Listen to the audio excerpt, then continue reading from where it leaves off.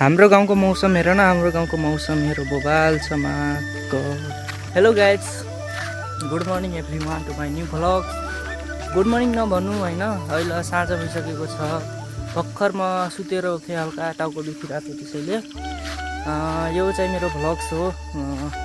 धेरै दिनपछि आज यो भिडियो बनाइहाल्नु भनेको भ्लग्स भिडियो, किनभने म मिनी भ्लग हाल्छु। यो लङ भिडियोमा त्यति सपोर्ट मिल्दैन, भ्युज आउँछ तर कोही लाइक गर्दैन, कोही कमेन्ट गर्दैन। त्यसैले म यो सर्ट मिनी भ्लग हाल्छु। मिनी भ्लगमा सपोर्ट गरिदिनु होला।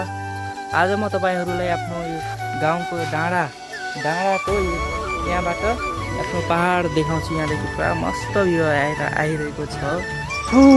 फाइनली गाइज, म आफ्नो डाँडाको टपमा पुगिसकेको छु। यो टप चाहिँ होइन, तै पनि टप जसै हो। यहाँ पुरा यो नदी छ, सुकेको नदी छ। यहाँ हाम्रो के भन्छन् खेत छ। माई गड, हेर्नु न एकदमै बवाल छ गाइस। ओ माई गड,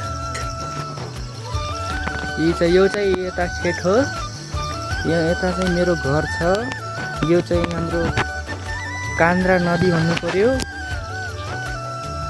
यस्तो बवाल छ नि। भिडियो सिडियो यो खिच्नका लागि, टिकटक रिल्सको लागि चाहिँ एकदमै बवाल ठाउँ छ भन्नु पर्यो। यो हाम्रो घोडाघोडी नगरपालिकामा रहेको 9 डाँडा। यो हाम्रो अवश्य घुम्न आउन सक्नुहुनेछ तपाईँहरू। अब म जाँदैछु। सुनिल यहाँ यो डाँडामा मलाई बाख्रा चराउनु भनेर ल्याएको छ। त्यसैले म भिडियो बनाइरहेको थिएँ। अब सुनिलको ठाउँ जाँदैछु। यसरी फले हुन्छ हाम्रो चाहिँ यो करी पत्ताको यो फल, जसलाई हामीले थारू भाषामा चाहिँ यसलाई भिनभिन भेरिया भन्छौँ हामीले।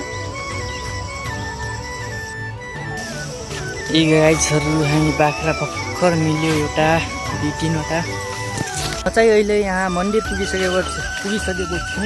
आफ्नो यो डाँडाको हाम्रो घोडाघोडी नगरपालिका वडा नम्बर 9मा रहेको यो फारम र रक्तिपुर बिच पर्ने यो हाम्रो मन्दिर पनि भन्नु, पुरानो मन्दिर पनि हो। यो धेरै पुरानो मन्दिर हो यो। अनि म जन्मेको थिएन, त्यही बेलादेखि बनेको मन्दिर हो यो।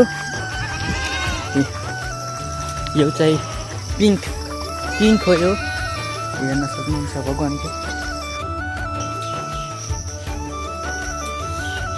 सौगातको हरान खाना आइसकेकाहरू, सौगतिया कोरिया गाइजहरू। अब हामी बल खेलेर आइसकेका छौँ। त्यही घर हाम्रो घरमा केही केटाहरू आएछन् कि घुम्न चाहन्छन् उनीहरूलाई। सौगात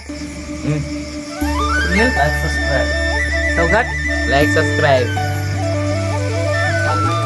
कमेन्ट।